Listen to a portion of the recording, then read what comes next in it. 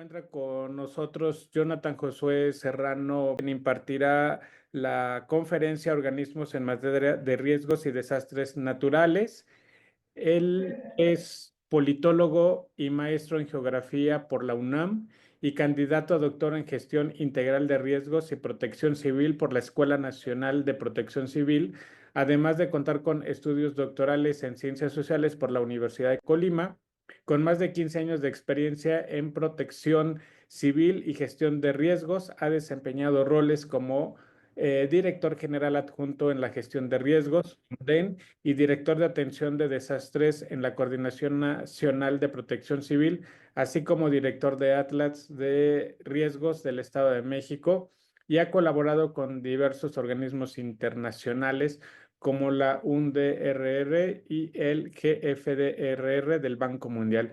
Le damos la más cordial bienvenida. Nos estará platicando sobre la importancia de los organismos en materia de riesgos y desastres naturales que forman parte del sector público, así como sus diversas funciones que realicen y, por supuesto, el impacto que puede generar dentro de la población y el Estado mexicano. Bienvenido. Muchísimas gracias, Adolfo, por la presentación y sobre todo por la invitación. Un placer saludarlos. Yo preparé un análisis de las organizaciones internacionales dedicadas a la atención de desastres y me gustaría hacer un poquito de política pública comparada en relación a Naciones Unidas y el caso mexicano. Entonces, quiero que me vayan siguiendo en esta conversación en relación a México y bueno, y Naciones Unidas, ¿no? ¿Dónde inicia todo en temas internacionales?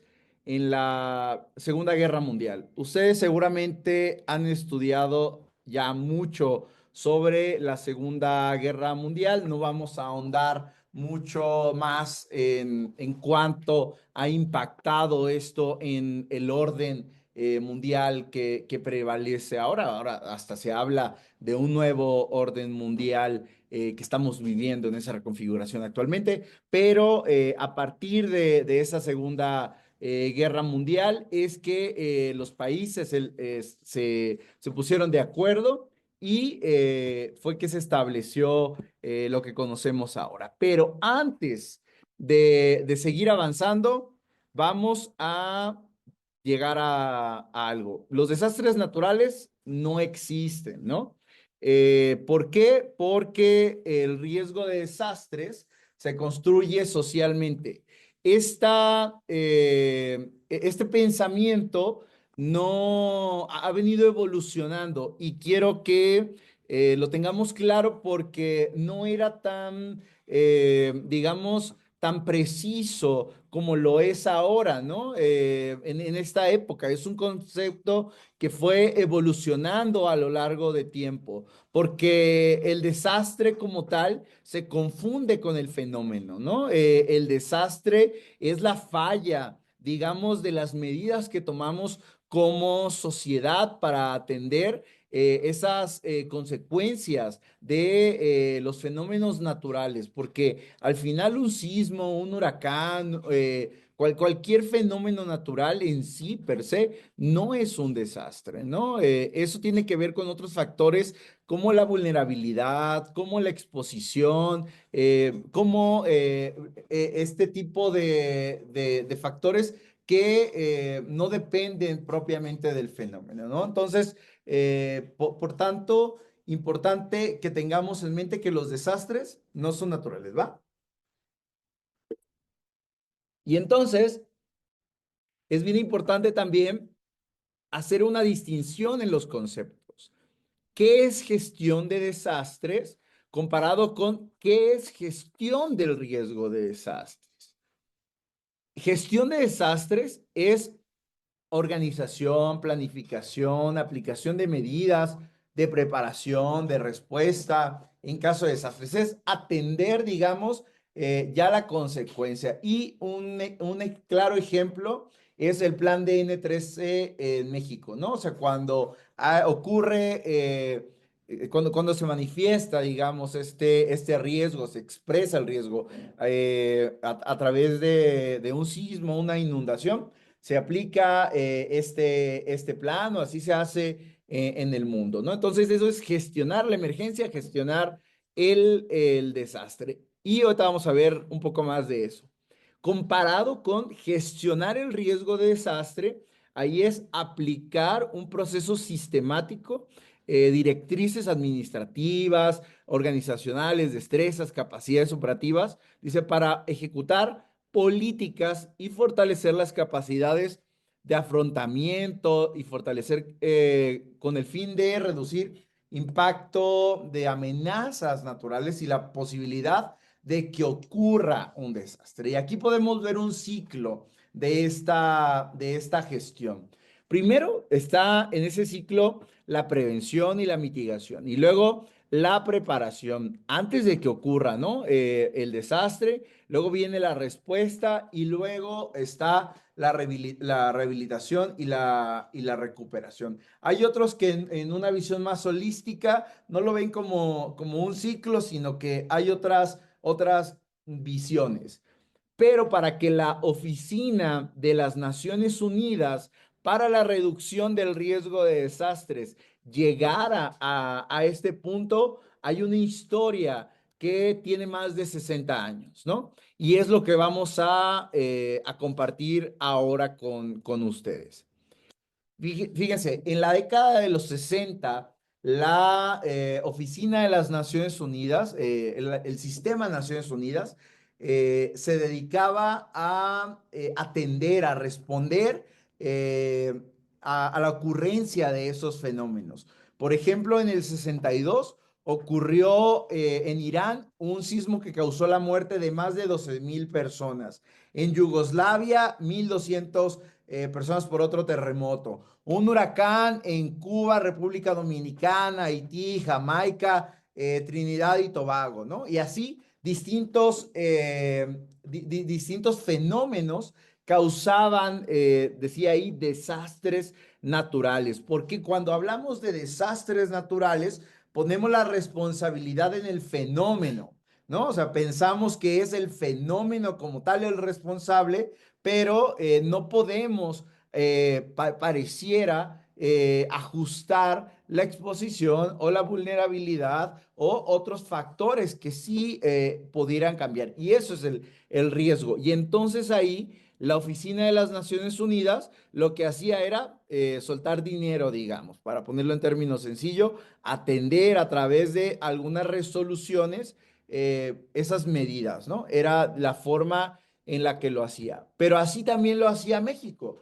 En el 65 se creó ese plan estratégico militar que es el Plan de Auxilio a la Población, Plan DN13, ¿no? Y dice por sus siglas, se le agregó esa E y ahí está. Y en el 66 hubo un desbordamiento en el río Pánuco, en Tamaulipas y en Veracruz, a causa del huracán Inés, y desde ahí fue que se creó. No existía nada más, ¿eh? Ahí en México era el único, no había un sistema de protección civil, no había más organización que esta respuesta. Digamos que el sistema de administración pública en México estaba en pañales en esta materia, ¿no? Entonces, veamos las similitudes, digamos, en términos internacionales y nacionales, ¿no? Estamos en la década de los 60. Una respuesta más militar o más económica hasta cierto punto ahí. De los 70 a 1986, la Oficina de Naciones Unidas como tal, a través de sus resoluciones, lo que hizo fue reafirmar ya un concepto que era cooperación internacional. Y ahí ofrecía respuesta a partir de alguna coordinación en cuestión de apoyo económico, y esa era asistencia, ¿no? y ahí instaba a prepararse, a mitigar desastres, intercambiando tecnología, conocimientos técnicos, recursos, ¿no? Esto era la única, el intercambio, cooperación internacional, es lo que había. Pero ¿qué ocurría en esa década? ¿Qué ocurrió en el 80, en los 80 en México? Ocurrieron muchas cosas. Se convulsionó a partir de los sismos del 85, básicamente, que fue cuando el sistema, el gobierno quedó rebasado y en el 86 se creó el Sistema Nacional de Protección Civil. Y a partir de la creación del Sistema Nacional de Protección Civil vino una transformación y empezaron a surgir otras medidas, el Centro Nacional de Prevención de Desastres, el Fondo de Desastres Naturales y medidas legislativas también, ¿no? Que empezaron a darle forma a todo un sistema, ¿no? Y a partir de eso, también México empezó a hacer cooperación, ¿no? Entonces, ahí estamos ya en los 80. ¿Qué pasa con los 90? En los 90 la, eh, la Oficina de Naciones Unidas declaró los 90 como el decenio, le dicen unos, o la década internacional para la reducción de los desastres naturales.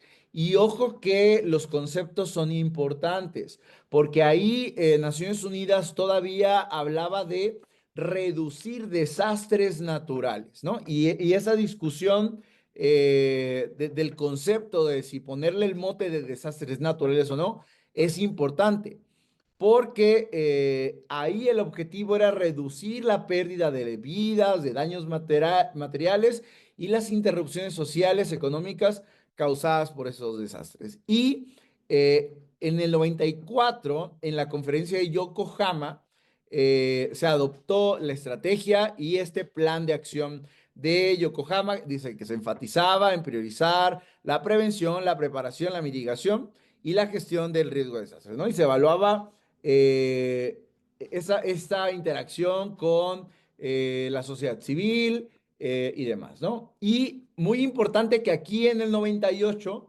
se creó, se estableció el Sistema Mundial de Alerta Coordinación en casos de desastre, pero era más un tema de cooperación internacional, más un tema simplemente protocolario, ¿no?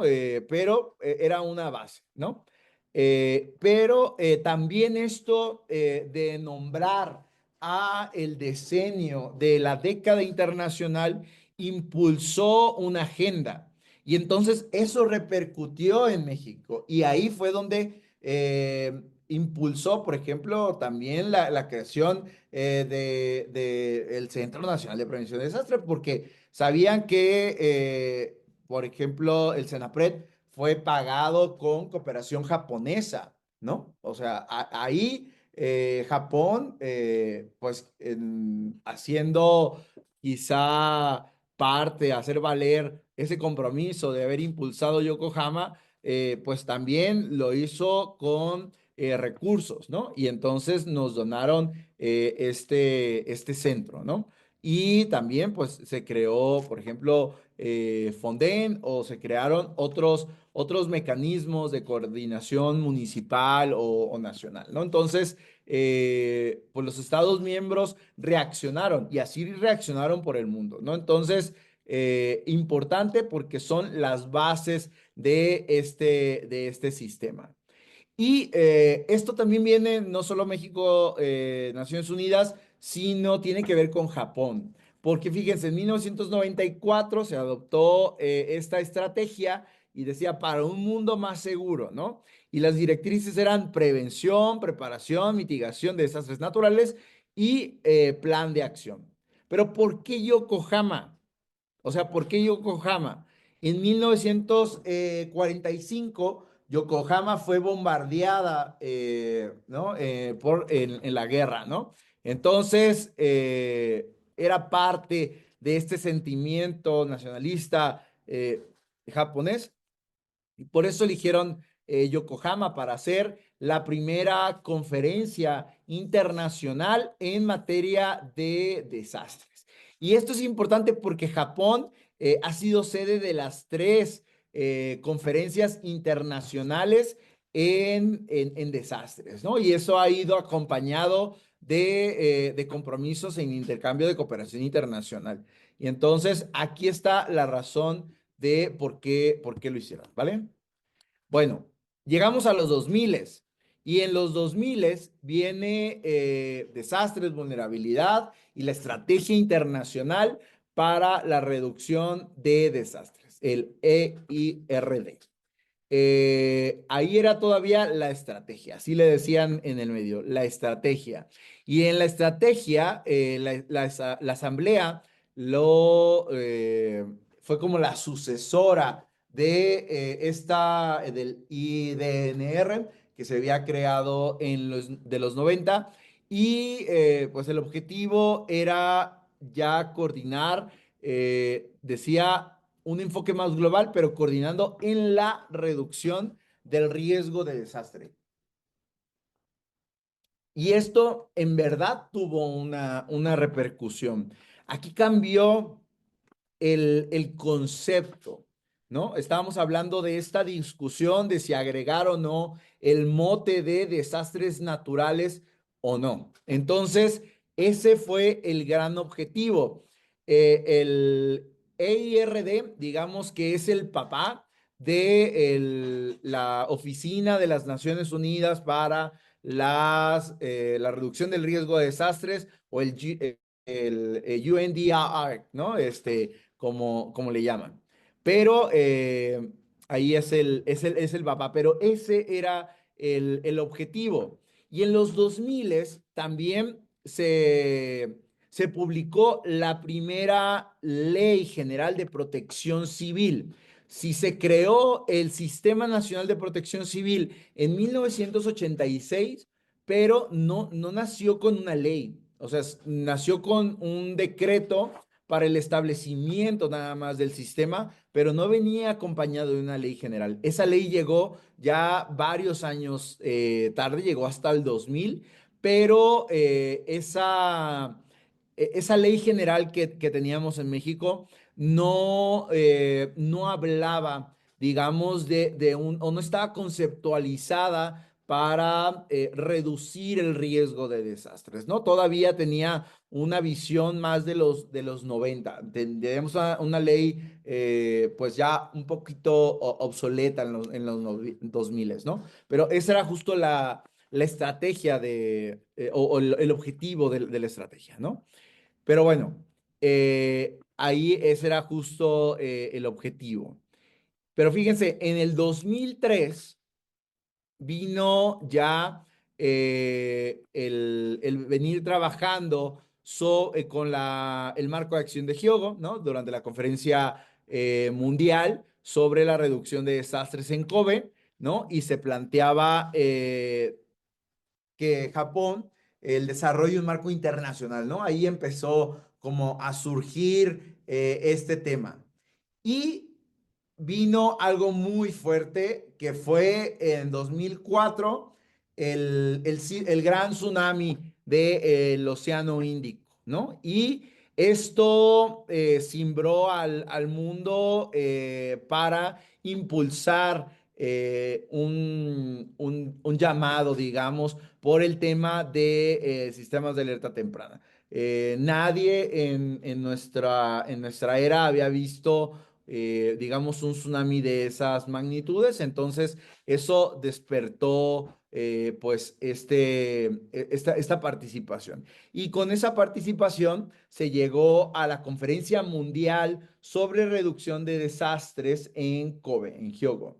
Y se adoptó el marco de acción de Hyogo 2005-2015. ¿Y qué es un marco? ¿Qué es un marco? Un marco de acción.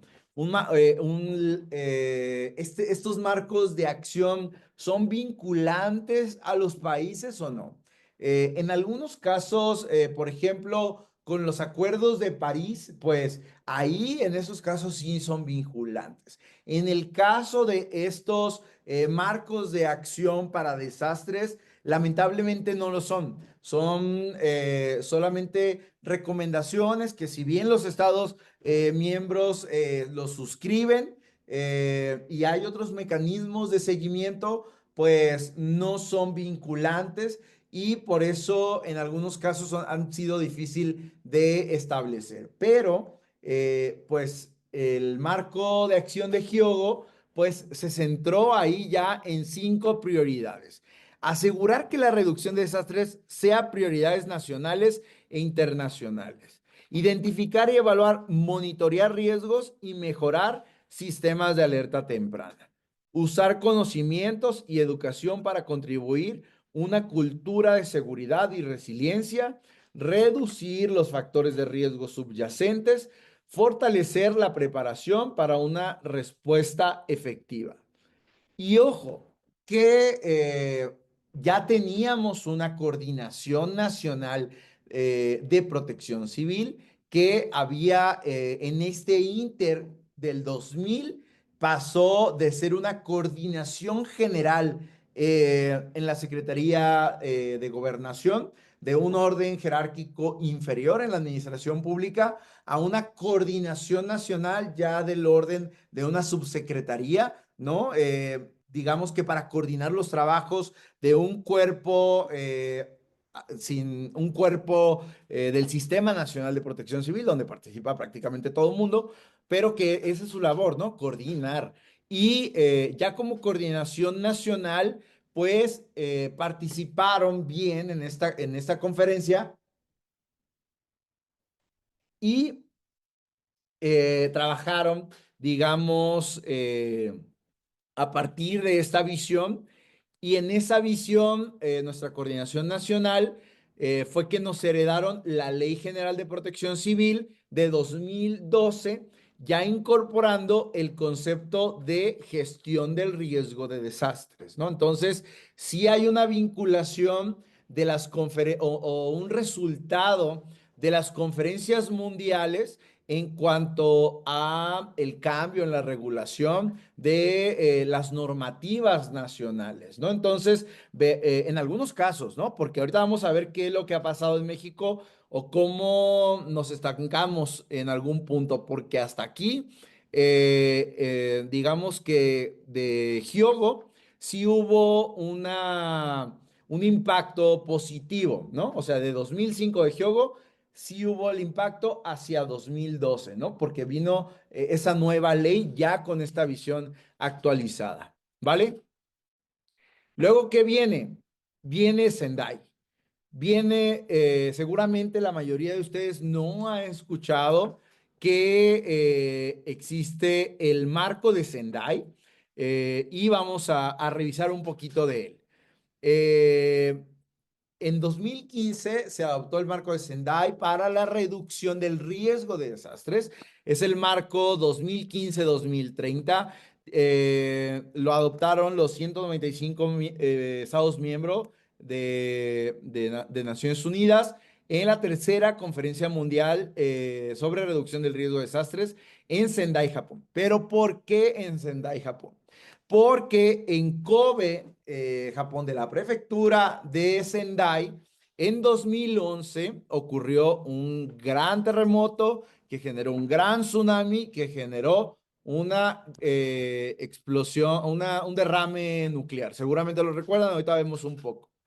Y, y por eso está vinculado, ¿no? Pero este fue el sucesor del marco de acción de Hyogo y estableció 4 prioridades clave. Comprender el riesgo de desastre, fortalecer la gobernanza del riesgo de desastre para gestionarlo, invertir en la reducción del riesgo de desastre y mejorar la preparación para desastres para una respuesta efectiva y garantizar la reconstrucción en la recuperación, rehabilitación y reconstrucción. Y importante que hay indicadores globales para medir el progreso, porque como les decía, Lamentablemente, Sendai no es vinculante, entonces, pero los Estados miembros, pues, acuerdan medir el avance de implementación del marco de Sendai y están alineados con los objetivos del desarrollo sostenible, que eso sí son vinculantes, por eso hasta los municipios y todos los estados tienen oficinas para medir, ejecutar y reportar los objetivos de desarrollo sostenible, pero Sendai está vinculado, ¿no? Porque lo que no podemos, digamos, que hacer que no tiemble, ¿no? O hacer que no llueva, pero sí podemos construir mejor, ¿no? O sí podemos reubicar personas, o sí podemos preparar a las personas para que sepan cómo responder en algunos casos de que ocurra alguna amenaza, ¿no? Antes, para que no se convierta en desastre, ¿no? Esa es la diferencia ahí. O sí podemos cambiar sus condiciones socioeconómicas. Entonces, por eso Sendai está vinculado con los objetivos de desarrollo sostenible. Pero, ¿cómo son esas, digamos, cómo se acordó medir o monitorear? Bueno, pues hay plataformas de monitoreo de Sendai. Y entonces, pues fue la instalación, ¿no? En la conferencia. Y después, eso fue 2015. Después de Japón, la primera, pues fue la implementación de hacer plataformas globales donde todos los estados miembros, es decir, todos los países miembros de Naciones Unidas y las organizaciones, Banco Mundial, OCHA, PNUD, Cruz Roja, todas las que se imaginen o todas las que conozcan de las organizaciones de Naciones Unidas, de todo el sistema, participan en esas plataformas globales, ¿no? Y entonces, cada 2 años se acordó que se iban a reunir esas plataformas globales. Entonces, 2015 fue en Japón y en 2017 se llevó a cabo la quinta plataforma global, pero fue en Cancún. Y entonces yo tuve la oportunidad de coordinar esa plataforma global. Ahorita les cuento un poco más. Y entonces también después va a ser una en Ginebra, porque ahí está Naciones Unidas, todas las organizaciones del sistema de Naciones Unidas, y otra en otro país. Y luego otra en Ginebra y luego otra en otro país que es sede. Y entonces nosotros tuvimos la oportunidad de pues ser la primera sede para medir estos avances de la implementación de Sendai, ¿vale? Entonces, el objetivo pues era recopilar datos sobre pérdidas económicas, daños de infraestructura crítica, la reducción de muertes, afectaciones por desastres y demás, ¿no? Vale. Ay, espérenme, me perdí. Bueno, aquí les decía, esto, sí, ¿por qué en 2015 el tsunami, el terremoto en Tohoku en 2011? Bueno, fue que afectó esa prefectura, ¿no? Entonces, ahí la razón. Y ahí dejamos el tema de Japón, pero creo que es importante destacar ahí el compromiso que han tenido los japoneses. Siempre se dice cómo Japón está a la vanguardia en temas como de seguridad, de protección civil o de riesgos y demás. Nunca lo tomamos de ejemplo, ¿verdad? Para hacer esas modificaciones. Pero fíjense cómo de la desgracia, como lo verían algunos, de estos grandes desastres, ellos lo han visto como una oportunidad también para reconstruirse, para hacer algo positivo, ¿no? Dice, no te caigas, de repente, cómo toman esta adversidad. Y a lo que quiero llegar aquí es cómo en esta reflexión México lo ha hecho, porque, ojo, Japón en este caso, después de este desastre, cambió toda su legislación, ¿no? O sea, en automático su legislación empezó cambiando por leyes especiales para la reconstrucción, para que no volvieran a ocurrir hasta dos o tres desastres vinculados, ¿no? Porque a ellos les pasó, ojo, primero el terremoto, luego el tsunami y luego el derrame nuclear. Y entonces hay distintos temas que no es solamente atender ya la emergencia o el desastre ahí, sino gestionar el riesgo, que es temas previos, ¿no? Que tienen que ver con infraestructura, con la población, con el ambiente, lo que sí puedo gestionar. Y entonces, imagínense, ellos están jugando en tres bandas y a tres niveles y están avanzando y están midiendo, pero hay una respuesta ahí. Y nosotros la tuvimos en el caso de los sismos del 85, ¿no? O sea, se convulsionó el sistema, como lo decíamos, y surgió ese Sistema Nacional de Protección Civil. Y lo que yo quiero preguntar acá es, ¿qué tiene que pasar en México para que esto vuelva a cambiar? ¿No? Ya nos pasaron los sismos del 2017 y no tenemos una nueva ley general de protección civil o una ley de reducción del riesgo de desastres o un nuevo marco regulatorio. ¿Me explico? Ya pasaron cuánta inundación en Acapulco o en otro lado. O tenemos que esperar a que pase algo así para que reaccionemos. Como el tema normativo es muy importante, ¿no? Pero pues nuestras autoridades no están pensando en esto, ¿no? No es parte de la política pública.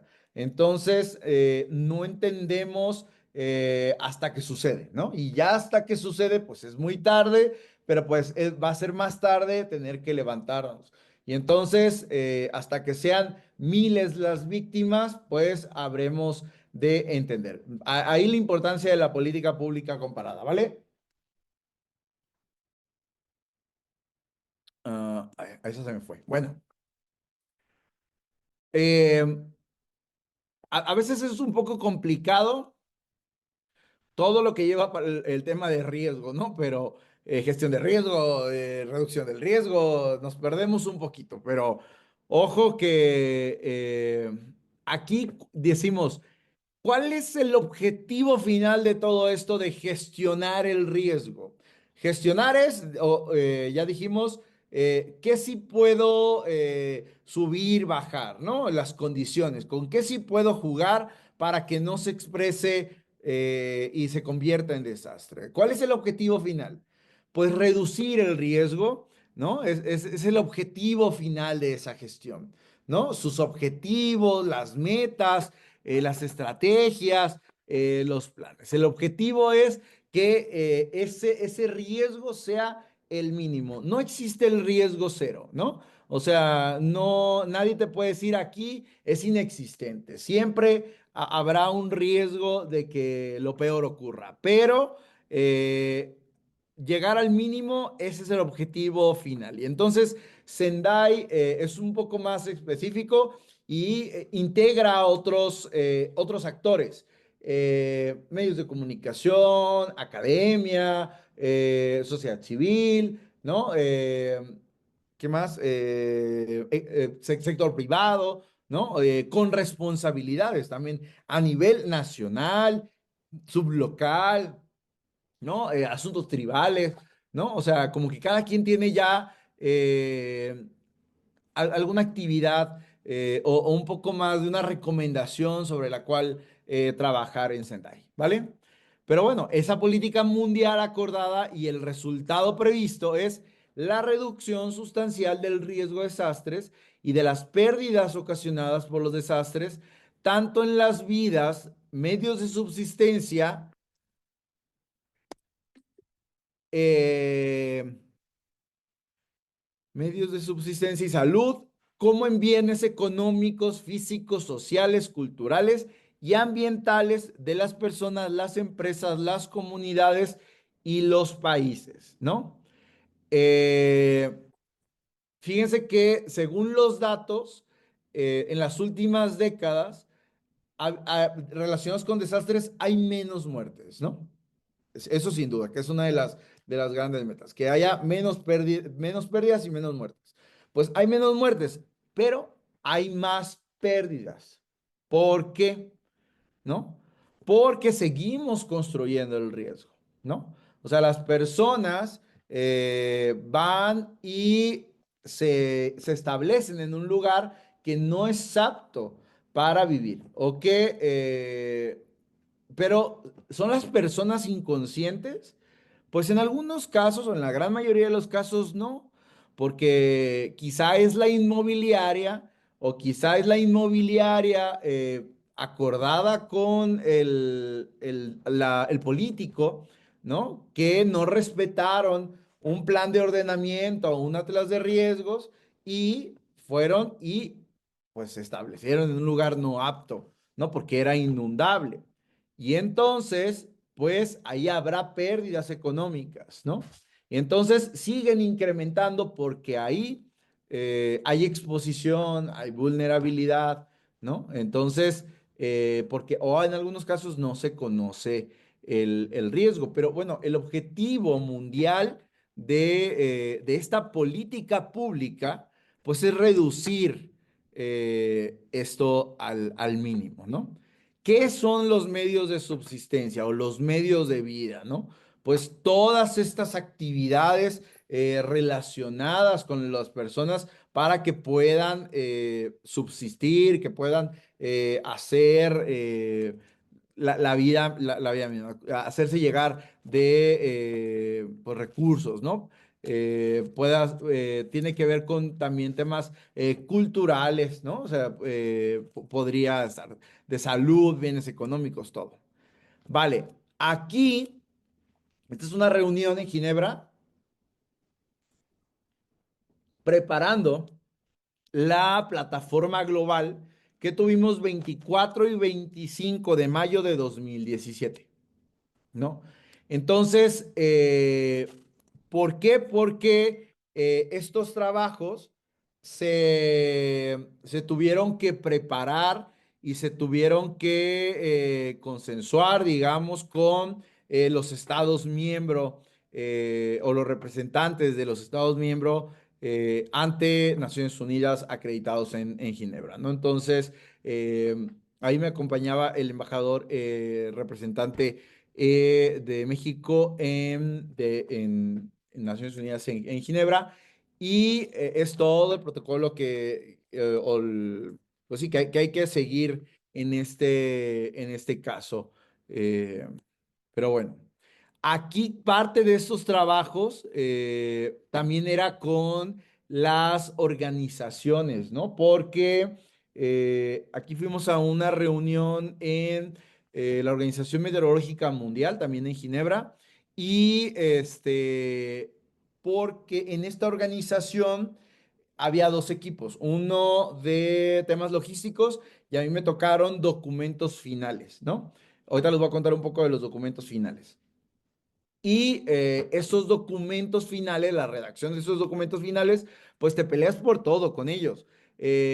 Por una coma, por un verbo, porque además esos documentos, bueno, se trabajan en inglés, pero ellos los tienen que traducir a los 6 idiomas de Naciones Unidas y eso termina siendo conflictivo en la traducción a los distintos idiomas, ¿no? Entonces tiene que ser un lenguaje que pueda, pues, ser, digamos, aceptado técnicamente y sin ningún tipo de tema. Y ha pasado, ¿no? Pasa. Entonces, en esa discusión de documentos finales había que hacer este tipo de trabajo, ¿no? Fue una buena experiencia, en realidad, poder compartir y viajar también en este tipo de negociaciones con organizaciones y países para la representación de México en esta plataforma global midiendo avances de Sendai, sabiendo también que esto tiene impacto en regulaciones y de otros países, en el nuestro, y pues salvar vidas o hacer otros beneficios, ¿no? Ahí. Esto, como parte de estos trabajos, ahora esta es una reunión con el que está al centro, era el embajador de México en Naciones Unidas, pero en Nueva York. Aquí, y la delegación que nos acompañaba, a mi lado está el entonces Coordinador Nacional de Protección Civil, y frente a él, a la derecha, podrán ver a Robert Glasser, que era el representante especial para la reducción del riesgo de desastres, el representante especial del secretario general de Naciones Unidas para la reducción del riesgo de desastres. O sea, el titular el del UNDR, ¿no? O sea, y la delegación, ¿no? De todos.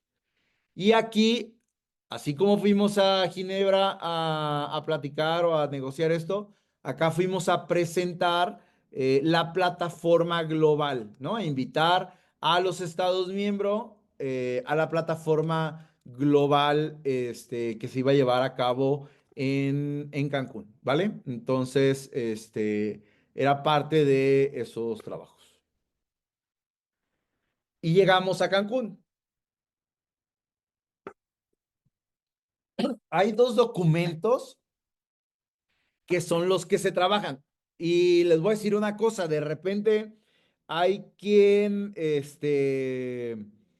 no está de acuerdo en el tipo de inversión que se hace, porque son varios millones de pesos o de dólares en este caso, para pagar por el evento que organiza en este caso México como anfitrión, pero es un evento de Naciones Unidas. O sea, tú le tienes que pagar el evento, pero en el momento en que inicia todo, hay un proceso protocolario como de bandas de guerra casi casi, ¿no? Donde como una escolta le entrega una bandera de México a Naciones Unidas y se hace ese cambio de banderas y entonces Naciones Unidas se encarga del evento, ¿no? Y entonces ya lo pagó México, pero el evento es de Naciones Unidas y en ese momento se acabó, ¿no? O sea, ya es el evento de ellos, ¿no? Entonces, es un dineral. No les digo cuánto porque este, es un dineral, ¿no? Pero vinieron pues representantes de los 195 países de Naciones Unidas y de todas las organizaciones, ¿no? Y aquí estamos viendo la reunión de alto nivel, ¿no? Y de ahí salieron estos dos documentos, de Cancún High Level Communique y de Share Summary, ¿no? Entonces, ahorita les digo quién participó en este tema, ¿no? Ahí está. ¿Cuál era el objetivo? El compromiso con medidas prácticas para reducir pérdidas económicas por desastres y fortalecer la resiliencia con enfoque en infraestructura y vivienda. ¿Quién presidió? Bueno, el excelentísimo señor Enrique Peña Nieto, presidente de México. Y luego, Jovenel Moise. ¿Les sonará ese nombre? Aquí había otro caso que era el rey Masuiti III, jefe de Suazilandia, que el rey de Suazilandia, este, la verdad que ya no se llama Suazilandia, ya ese país se llama Eswani, creo que se llama, ya le cambió el nombre. Ese señor tiene, bueno, ese rey tiene 16 esposas, entonces llegó en su avión con sus 16 esposas, ¿no? Y en este caso, como pues los presidentes y todos son nuestros invitados, pues hay que pagarle el hotel a él y sus 16 esposas, ¿no? Entonces, son ese tipo de cosas las que en este tipo de eventos son complicadas, y criticadas, ¿no? Y tuvimos como solicitudes de transparencia por ese tipo de situaciones, ¿no? Imagínense tener esos casos. Y bueno, hay algunos otros presidentes que vinieron a esta reunión de alto nivel. Robert Mugabe, presidente de Zimbabue, el ministro asistente del presidente de la República de Islas Marshall, el viceprimer ministro de Mongolia. Y también participaron otros representantes de otras, digamos, organizaciones de Naciones Unidas. De todos modos, aquí les dejo la liga por si quieren ver, digamos, el comunicado de alto nivel de Cancún. Y también en esa misma liga pueden, bueno, ahí está este documento de Church Summary. Ese documento de Church Summary es el, digamos, resumen de cada una de las mesas que se llevó a cabo en esta plataforma, ¿no? Entonces, hay un relator que están ahí tomando nota en todas las conferencias, en todas las mesas, y hay que hacer una revisión. Entonces, esa fue parte como de mi chamba, ¿no? Revisar junto con ellos y aprobar al final estos documentos, ¿vale? Una reseña histórica desde los años de 1940 aproximadamente hasta los 2000 y cómo ha existido toda esa evolución tan importante en esta materia y bien cómo Japón, ¿no? Derivado de todos estos acontecimientos que ha tenido, pues ha ido perfeccionando todo este proceso y eso son experiencias que bien las podemos ir retomando para un estudio desde la política pública comparada. Nos has hecho un análisis muy importante, ¿no? De cómo hacer esta política pública comparada y obtener ciertos beneficios para poder implementar en el Estado mexicano. Y asimismo también cómo a su vez estas se van generando a través de las resoluciones de las asambleas y digamos cómo México va adoptando, va mejorando todos estos procesos y las organizaciones internacionales también, cómo van a hacer este estudio y este análisis para cumplir con el objetivo que tú decías, reducir el riesgo, ¿no? O la reducción del riesgo, que eso es algo importante. Y bien, Josué, pues ya estamos casi a finalizar. No sé si quieres darnos una conclusión de unos 5 o 10 minutos como máximo para... ¿Qué pasó con la regulación en México? México después de eso, porque también me tocó a mí llevar eso después, fue copresidente de el Fondo Global para la Reducción del Riesgo de Desastres del Banco Mundial, ¿no? Eso inmediatamente después, 2017-2018, que en términos de reducción del riesgo de desastres es lo máximo, pues la plataforma la copresidencia del Banco Mundial. Y después de eso cambió, bueno, entró un nuevo gobierno y se fue el compromiso. No tenemos una nueva legislación, no ha habido más porque no es parte de la política pública y se sigue presentando pues este tipo de situaciones, ¿no? Lo que decía, ¿qué más tiene que suceder para que esto cambie, ¿no? Ahí el tema, en eso me quedaría, yo creo.